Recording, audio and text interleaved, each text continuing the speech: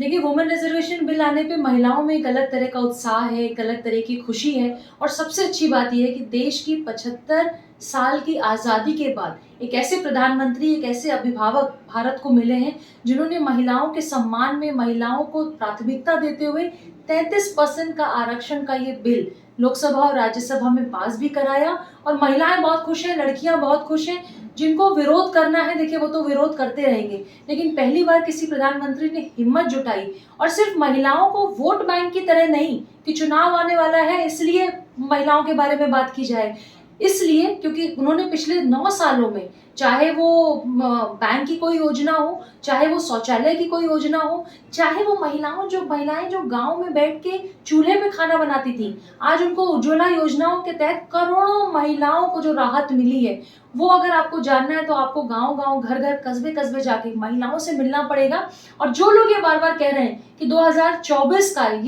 शायद ये प्रोपेगेंडा है प्रधानमंत्री जी का द्वारा, जो अधिकतर विपक्ष के लोग कह रहे हैं। मैं आपको बता दूँ, अगर आप गाँव में, कस्बों में कहीं आप जाएँगे, जो आप हम लोगों से मिल रहे हैं, लोगों के अंदर, महिलाओं के अंदर एक अलग तरह का उत्साह है, अलग तरह की खुशी है और we are feeling very proud कि we have a prime minister like Modi ji, जो महिलाओं के बारे में इतना सोचते और कहते नहीं हैं। अपनी मैनिफेस्टो के तहत, मैनिफेस्टो में जो-जो चीज़ें उन्होंने कही हैं, जो-जो वादे उन्होंने समाज को किए, वादे उन्होंने देश को किए, वो वादे उन्होंने पूरे किए। चाहे वो अनुच्छेद 370 हो, चाहे राम मंदिर हो, चाहे ट्रिपल तलाक हो, चाहे महिलाओं से रिलेटेड ये बिल हो। मैं तो कहती हूँ कि देखिए, ये बिल इतना अच्छा आया है, सभी को, हर वर्ग, हर धर्म की महिलाओं को इस बिल का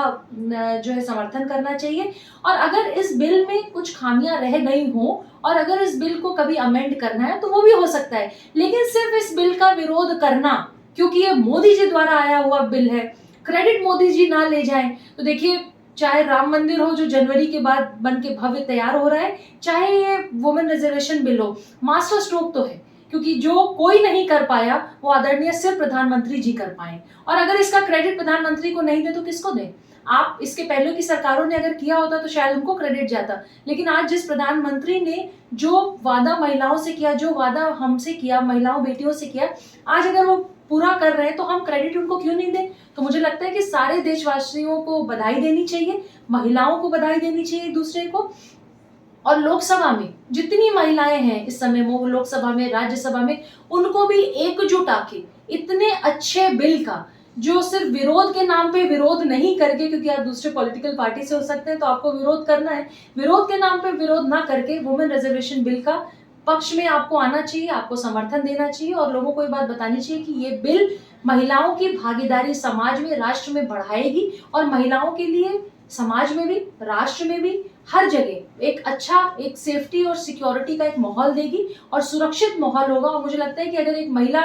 33% महिलाएं जो हैं अगर संसद में चुन के जाएंगी, तो कहीं ना कहीं महिलाओं का जो दर्द है, महिलाओं की जो तकलीफ है, चाहे वो घर की किसी योजना से रिलेटेड हो, चाहे वो फाइनेंस से रिलेटेड हो, चाहे वो समाज राष्ट्र की कोई योजना हो, चाहे वो सेफ्टी सिक्योरिटी की कोई योजना हो, वो उन योजनाओं को लेके एक महिला जो फैसला लेंगी, जो सांसद के तौर पे या विधानसभा में विधायिका के तौर पे, विधायक जी के तौर पे, मुझे लगता है वो ज़्यादा बेहतर होगा। और 33% आरक्षण का जो बिल है, इसको साधुवाद और इसका स्वागत करते हैं हम लोग और प्रधानमंत्री जी को ढेरों बधाई, शुभकामनाएं कि उन्होंने महिलाओं से जो वादे पूरे किए, जो हमसे उन्होंने वादे पूरे किए, वो वादे पूरे करके दिखाए हैं। क्योंकि कई बार क्या होता है कि नेता कुछ बोल जाते हैं लेकिन करते नहीं है, लेकिन प्रधानमंत्री जी ने इतना अच्छा काम किया है। I think everybody is very happy and we are very proud of our prime minister. और पक्ष विपक्ष की लड़ाई देखिए होती रहेगी, लेकिन महिला जो है वो आधी आबादी है और इस देश का